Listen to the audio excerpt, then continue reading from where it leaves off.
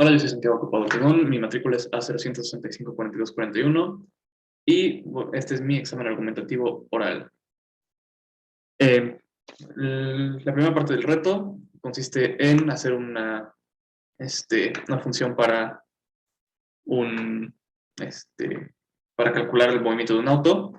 Entonces, las variables necesarias son el tiempo, que se calcula con un reloj interno, la posición, que se calcula a través de este, a través de un GPS, el cambio en la posición, que se calcula utilizando una función con los datos del GPS. Los datos del GPS se obtendrían como latitud y longitud, y se utilizaría eso para obtener la dirección, que sería la siguiente variable, la dirección del vehículo.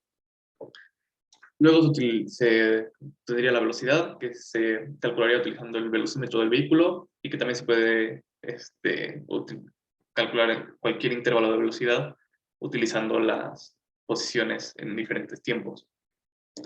La aceleración se calcula con una función utilizando el velocímetro del vehículo y con las velocidades obtenidas en diferentes, con las posiciones.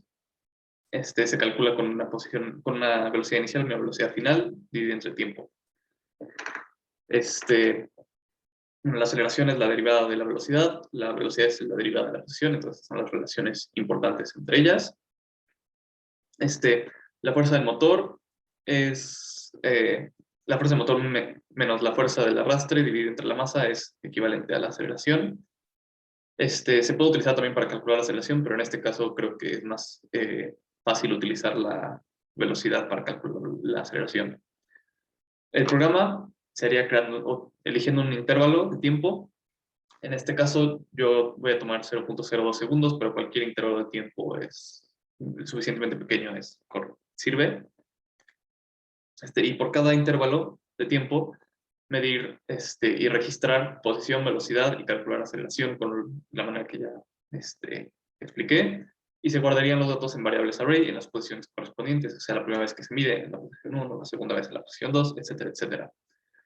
Entonces se mostrarían los datos al usuario por cada iteración, cambiándolos, digamos, en el panel del vehículo, irían actualizándose por cada intervalo, y se pueden crear gráficas de cada uno, por ejemplo, una gráfica de velocidad velocidad respecto al tiempo, que mostraría cómo va evolucionando la velocidad, una de aceleración con respecto al tiempo, una de posición con respecto al tiempo, y que se pueda, digamos, con un botón en el volante ir pidiendo la que pidas, la que quieras, digamos.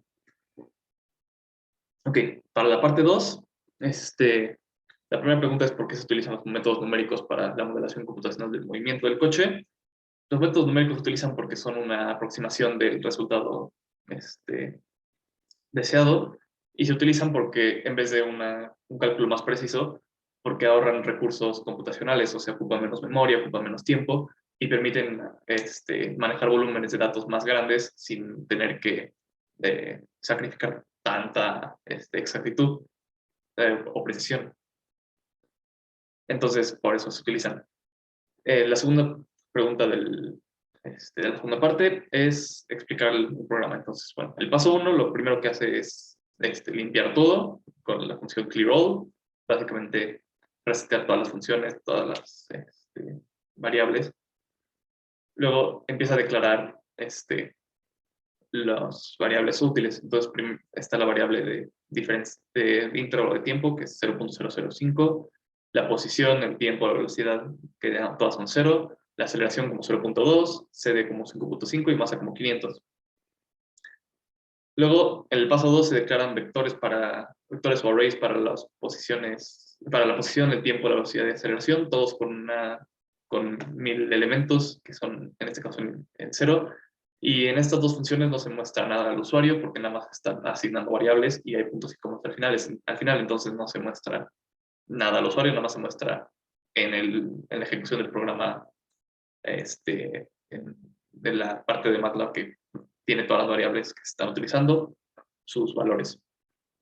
En el paso 3 se crea un ciclo que calcula todas las variables relevantes, entonces calcula el cambio en el tiempo con tiempo más la diferencia en tiempo, el cambio en la posición con cambio en el tiempo por velocidad más la posición anterior, similar con la velocidad, cambiar el tiempo por aceleración más velocidad anterior. Se calcula la fuerza de arrastre, se calcula la fuerza de empuje. Se utilizan estas dos y la masa para calcular la aceleración. Y se guardan los datos en la posición correspondiente de los vectores correspondientes, o sea, en vector tiempo es igual al tiempo, posición, etc. Y se van guardando la primera vez en la primera posición, segunda vez en la segunda posición, y así creando un array completo. En el paso 4 se crean tres gráficas, la primera de tiempo contra posición, la segunda de velocidad contra, sí, tiempo contra posición, la segunda de tiempo contra velocidad, y la tercera de tiempo contra aceleración. En todas el tiempo es la X y el otro es la Y. Se muestran las unidades, segundos, metros, metros por segundo, metros por metro cuadrado. La de posición está en azul, la de velocidad está en rojo y la de aceleración está en negro. Y estas sí se muestran al usuario. Todas tienen su título y tienen las etiquetas de cada eje. Bueno, este es todo.